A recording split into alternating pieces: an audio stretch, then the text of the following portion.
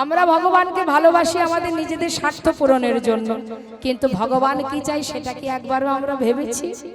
শুধু চেয়ে গেছি, এটা দাও ওটা দাও সেটা দাও, দিয়ে যাও শুধু দিয়ে যাও, বিনিময়ে তোমাকে যে একবার সেবা দেব সে সময় আমাদের হয় না।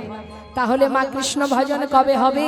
কি করে আমাদের চৈতন্য হবে, চেতনা হবে? কি করে আমাদের অন্ধকার থেকে আলোর পথ আমরা দেখতে পাবো?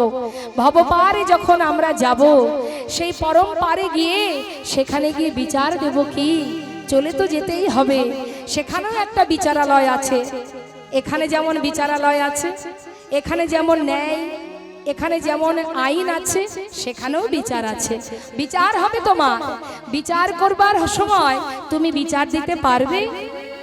84 লক্ষ জনে ভ্রমণ করে মানব জন্ম পেয়েছো, সেই মানব কুলে জন্ম পেয়ে তুমি ভগবানের জন্য কি করেছো? কৃষ্ণ নাম করেছো, ভালোবেসেছো তাকে, সেবা দিয়েছো, তার ডেকেছো তাকে?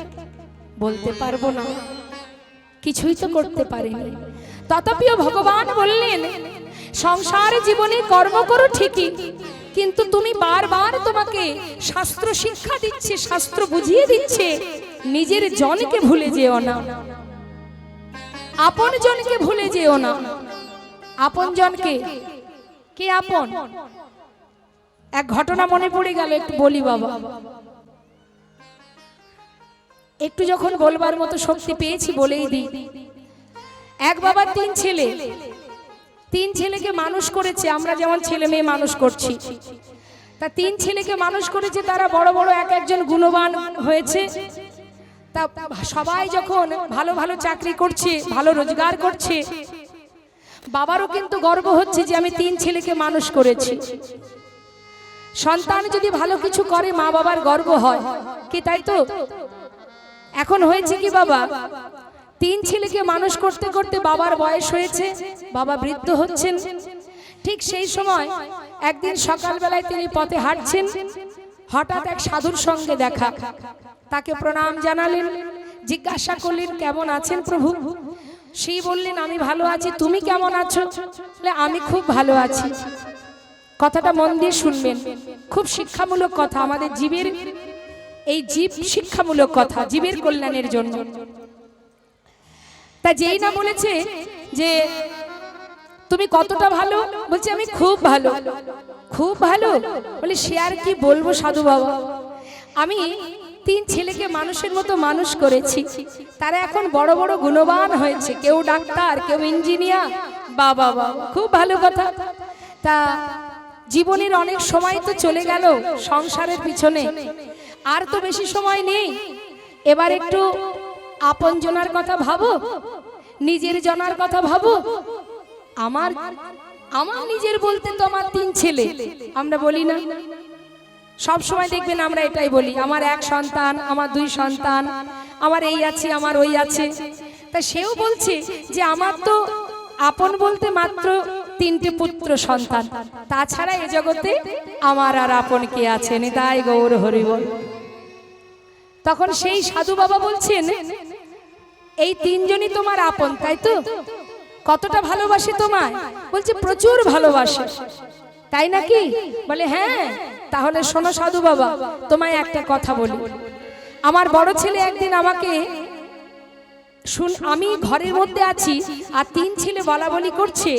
বড় ছেলে বলছে যে বাবা আমার জন্য এত করেছে, আমার বাবা যখন মারা যাবে তখন এদিক ওদিক কোনো দিকে নয়, আমার বাড়ির ভিতরে যে এতগুলো গাছগাছালি আছে, এর মধ্যে যে গাছটাতে ভালো মিষ্টি আম হয়, ওই মিষ্টি আম গাছটা কাটবো, কেটে বাবার জন্য বাবার শেষ কাজটা করবো। নিতাই গৌর হরি।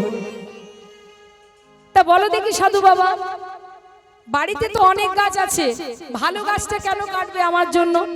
বাড়িতে বাচ্চা কাচ্চা আছে, আমার জন্য ভালো গাছটা কাটার কি দরকার? কি খারাপ যে কোনো একটা গাছ কেটে দিলেই তো হয়। এটাই হচ্ছে ভালোবাসা, বুঝলে সাধু বাবা? এটাই ভালোবাসা। বাবা বাবা, খুব ভালো কথা। মেজো ছেলে বলেছে, আমার বাবা মারা গেলে তিনি যখন আমাদের জন্য দিনরাত এক করে মানুষ করেছে, আমার বাবা মারা গেলে আমি আমার বাবার জন্য কি করব না, যেখানে বাবার দাহ করা হবে সেই শ্মশানে বাবার একটা সুন্দর কি করবে? হ্যাঁ হ্যাঁ, স্মৃতি মন্দির, স্মৃতি মন্দির করবে, তবে সেটা যেমন তেমন জিনিস দিয়ে নয়, বিদেশ থেকে ভালো ভালো মার্বেল পাথর নিয়ে আসবো, রাজস্থানী থেকে, রাজস্থান থেকে এনে একদম সুন্দর করে বিদেশ থেকে আনবে, এনে সুন্দর করে একটা স্মৃতি মন্দির তৈরি করবে। খুব ভালো, এ তো ভালো কথা। এমন সন্তান কি সবার হয়? ঠিক আছে। আর ছোট ছেলের কথা কি বলবো সাধু বাবা, ছোট ছেলে আমার বলে বাবা মারা গেলে 1 2 জন 3 জন নয়, 7 গ্রামের মানুষকে নিমন্ত্রণ করে বাড়িতে নিয়ে এসে খাওয়াবো, নিমন্ত্রণ করে। তাও কি এক এক জায়গায় এক এক রকমের বিখ্যাত খাবার আছে না, এক এক জায়গায় এক একটা বিখ্যাত খাবার পাওয়া যায় না। যেমন মনে করুন কৃষ্ণনগরের বিখ্যাত কি, শক্তিগড়ের, জয়নগরের, বারাইপুরের,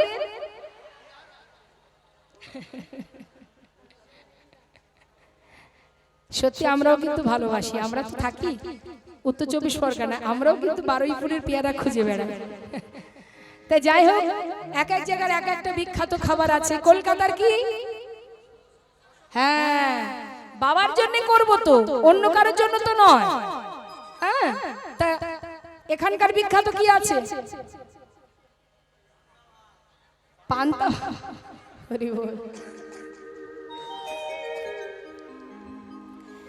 তাই সবকিছু নিয়ে এসে বাবার জন্য সুন্দর করে, মানে 7 গ্রামের মানুষকে খাওয়াবো। বাবা বাবা, তখন সাধু বাবা বললেন একটু কি পরীক্ষা করে দেখবে নাকি ভাই, হ্যাঁ, যে তোমার সন্তানরা যেগুলো বলেছে সেগুলো করবে কিনা। সাধু বাবা, এ আবার কেমন কথা, আমার সন্তান গর্ব করে সে তারা ভাই ভাই আলোচনা করেছে আর তারা আমার জন্য করবে না? আমি কি কম করেছি তাদের জন্য? সারা জীবনটা নিজের কথা ভাবিনি গো, তাদের জন্য করেছি আমি। আমার সন্তান এমন কুপুত্র নয়, তারা আমার জন্য করবে গো, করবে।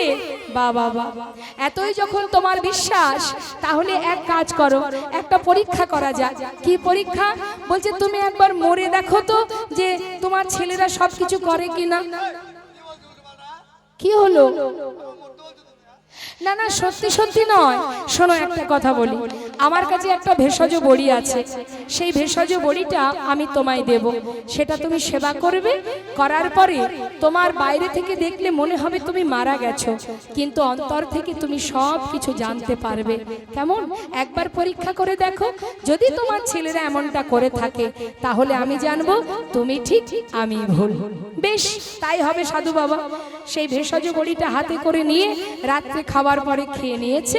এবার রাত্রে যেই না বিছানায় শুয়েছে, পরের দিন সকালবেলা, যিনি সকাল 7টার মধ্যে উঠে যায়, আজ তিনি আর উঠছেন না। 9টা বেজে গেল, 10টা বেজে গেল, বাবা উঠছে না। বড় ছেলে গিয়ে ডাকছে, বাবা বাবা, ও বাবা, বাবা বাবা, তুমি এখনো কেন উঠলে না? এত বেলা করে তো কখনো ঘুমাও না, কি হলো তোমার? বলি, বাবা তুমি কি জেগে আছো? সাড়া পাচ্ছে না। আর 2 ভাইকে ডেকে নিয়ে 3 জনে মিলে ডাকছে। ডাকতে ডাকতে মনে মনে চিন্তা করছে, তবে কি কিছু ঘটে গেল? যেহেতু বয়স হয়েছে। তাড়াতাড়ি করে সবাই মিলে মুষ্টাক হাতে জোরপূর্বক দরজা ভেঙে ভিতরে ঢুকেছে। ঢুকে দেখছে বাবা শুয়ে আছে। ছুটে গিয়ে সবাই মিলে বাবার দেহটাকে জড়িয়ে ধরে কাঁদছে। বাবা বাবা, তোমার কি হয়েছে? বাবা তুমি সাড়া দিচ্ছ না কেন? বাবা বলো না কি হয়েছে তোমার? বাবা বাবা, তুমি কোথায় চলে গেলে? তুমি যে আমাদের মাথার উপর একটা বট গাছের ছায়ার মতো ছায়া দিতে, আমরা এখন কোথায় যাব, কোথায় থাকবো? বাবা তুমি কোথায় চলে গেলে? বাবা কথা বলো। 3 ছেলে চিৎকার করে কাঁদছে বাবাকে জড়িয়ে ধরে। বেশ কিছুক্ষণ কাঁদতে কাঁদতে, দেখতে দেখতে সেই বাড়িতে গ্রামবাসী সবাই 1জন 2জন করতে করতে ভিড় হয়ে গেল। বেশ কিছু সময় ধরে কান্নাকাটি হবার পর তখন বড় ভাই বলে উঠলেন, কান্না বন্ধ কর ভাই, আর কি হবে বল? যে চলে গেছে সে তো আর আসবে না, এখন তার শেষ কাজটা তো আমাদের করতে হবে। জানিস ভাই, এক সময় তোদের বলেছিলাম, মনে আছে তোদের? বাবার জন্য বাড়ির বড় গাছটা কাটবো, সেটা কেটে বাবার শেষ কাজটা করব। কিন্তু হঠাৎ মনে চিন্তা করলাম যে বড় গাছের আমগুলো এত মিষ্টি, বাড়িতে ছোট ছোট ছেলে মেয়ে আছে, তারা পাড়ায় পাড়ায় একটা মিষ্টি আমের জন্য ঘুরে বেড়াবে।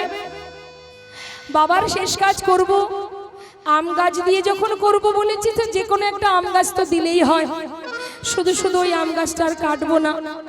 তখন ছোট ভাই আর মেজো ভাই বলছে ঠিকই বলেছিস দাদা, ওটা আর কেটে লাভ নেই। বাবা শুনছে কথা। মেজো ছেলে বলছে দাদা আমিও না বলেছিলাম বাবার জন্য এটা করব, বিদেশ থেকে দামি পাথর এনে একটা স্মৃতি মন্দির বানাবো। চিন্তা করছি এত টাকা খরচ করব, বাবার জন্য আমাদের জন্য যেমন করেছে আমাদেরকেও তো সন্তানের কথা ভাবতে হবে, তাদের ভবিষ্যতে চিন্তা করতে হবে, তাদেরকে মানুষ করতে হবে। এত টাকা খরচ করে স্মৃতি মন্দির বানালে সেটা যেমন স্মৃতি মন্দির, আবার যদি একটু কিছু খুঁটি পুঁতে বাঁশের বেড়া করে দিই সেটাও তো স্মৃতি মন্দির। স্মৃতি মন্দির বানানো নিয়ে কথা, তা সে বিদেশি পাথর দিয়ে বানালেও স্মৃতি মন্দির, আবার বাঁশের বেড়া করে খুঁটি পুঁতে দিয়ে সেটাও তো স্মৃতি মন্দির। নিতাই গৌর হরি বল। যখন সন্তান কোলের মধ্যে বসে আদর করে না মা, মনে হয় যে কত ভালোবাসে, কিন্তু জগৎটা কেমন জানেন বাবা, বিচিত্র নাটক মঞ্চ। এটা আমার কথা নয়, শাস্ত্রে বললেন কাতব কান্তাকস্তে পুত্র সংসারয় অতীব বিচিত্র নলিনী জলগত তরলং তদ্বদ অতিশয় চপলা। যেখান থেকে আসা সেখানেই ফেরা, মাঝখানে যেটুকু সংসার জীবনে চলছি এটা একটা বিচিত্র নাট্য মঞ্চ, যেখানে আমরা সবাই অভিনয় করছি। আমরা বড় বড় অভিনেত্রী, আমরা অভিনয় করে যাচ্ছি, কিন্তু অভিনয় যেদিন শেষ হবে সেদিন আপন ঘরে ফিরে যেতে হবে মা। তাই যত সময় তুমি সংসারের জন্য, সমাজের জন্য, পরিবারের জন্য করতে পারবে তত সময় তুমি ভালোবাসার। যেদিন আর পারবে না সেদিন থেকে তুমি পর হয়ে যাবে, এটাই জগতের নিয়ম। তাই আর বলছে দেখো, শুধু তাই নয়, ছোট ছেলের কথা। ছোট ছেলে বলছে দাদা ভেবেছিলাম 7 গ্রামের মানুষকে নিয়ে এসে বাড়িতে খাওয়াবো, চিন্তা করছি 7 গ্রামের মানুষকে খাইয়ে কি লাভ, যতই খাওয়াও না কেন খাওয়ানোর পরেও তারা ফেরার পথে বদনাম করতে করতে যাবে। তা শুধু শুধু খাইয়ে লাভ নেই, তার থেকে যে কজন বাবাকে নিয়ে শ্মশানে যাবে তারা ফিরে এলে তাদেরকে ওই জয়নগরের মোয়া, কৃষ্ণনগরের সরভাজা, কলকাতার রসগোল্লা এগুলো যেমন মিষ্টি, আবার দোকানের ওই গুড় বাতাসা সেও তো মিষ্টি, চিড়ের সঙ্গে গুড় বাতাসা মিশিয়ে যদি ওদেরকে খাওয়িয়ে দিই, কজনকে দেবে? যে কজন বাবাকে নিয়ে শ্মশানে যাবে তাদেরকে চিড়ের সঙ্গে গুড় বাতাসা মিশিয়ে খাইয়ে দিলেই তো হবে। বাবা শয্যায় শুয়ে শুয়ে চোখের জলে বুক ভাসিয়ে কাঁদছে। কেঁদে কেঁদে বলছে ওরে জীবন, এতদিন যার কথা আমি ভাবিনি, যে জন্ম থেকে মৃত্যু পর্যন্ত আমার কাছে আছে, যে আমার সুখে আছে দুঃখে আছে, তার চিন্তা না করে যাদের কথা ভেবেছি আমি, আজ তারাই যে আমার জীবনে পর হয়ে গেল। যতদিন ক্ষমতা ছিল, ভালোবাসার মানুষ ছিলাম, আজ সব কিছু হারিয়ে ফেলেছি আমি। আমি কাকে বিশ্বাস করলাম, আমি কাকে ভরসা করলাম? জীবনের সমস্ত ভরসা ত্যাগ করে দিয়ে কৃষ্ণ নামকে সার করে চোখের জলে মুখ ভাসিয়ে কাঁদতে কাঁদতে বিছানা থেকে যেই না উঠে বসেছে, 3 ছেলে দেখছে বাবা বিছানায় উঠে বসেছে, ছুটে গিয়ে জড়িয়ে ধরেছে, বাবা বাবা বাবা বাবা বাবা তুমি বেঁচে আছো, বাবা তুমি বেঁচে আছো। বাবা বলে উঠলেন, ওরে কথাটা ঠিকই বলেছিস তোরা, আমি বেঁচে আছি। এতদিন আমি মরেই ছিলাম, আজ আমি বেঁচে উঠেছি।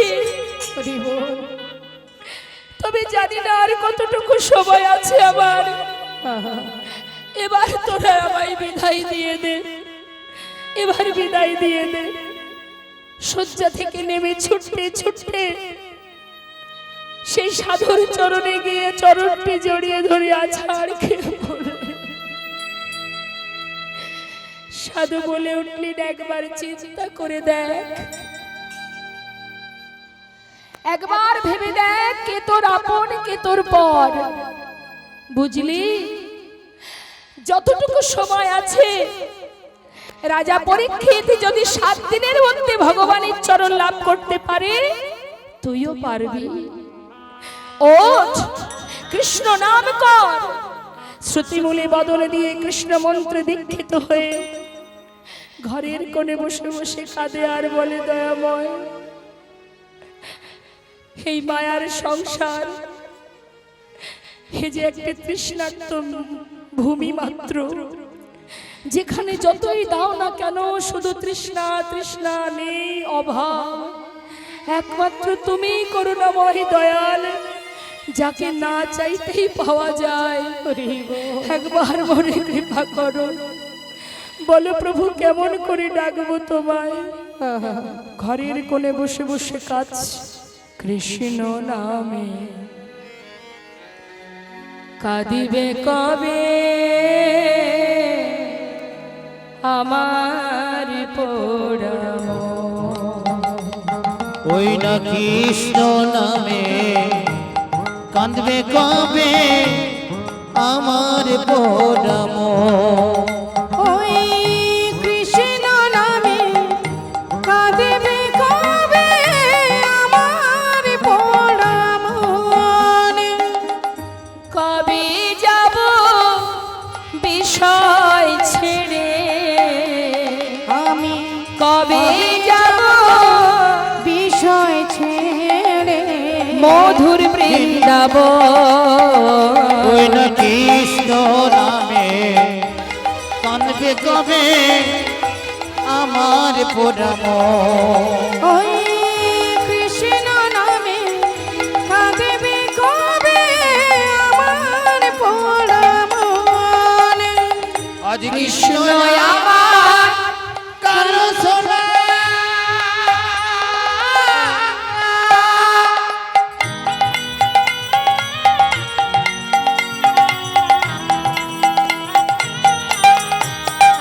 ওই কৃষ্ণ আমার কালো সোনা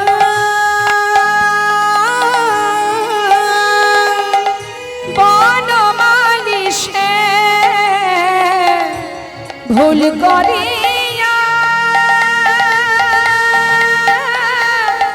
একদিন আমি কই নাই কৃষ্ণ নাম।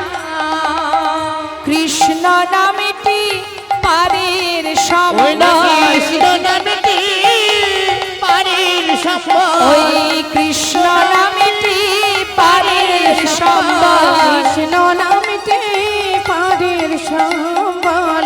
কবে পাব দর্শন কৃষ্ণ নামে কাঁদবে কবে আমার পোড়াম। ওই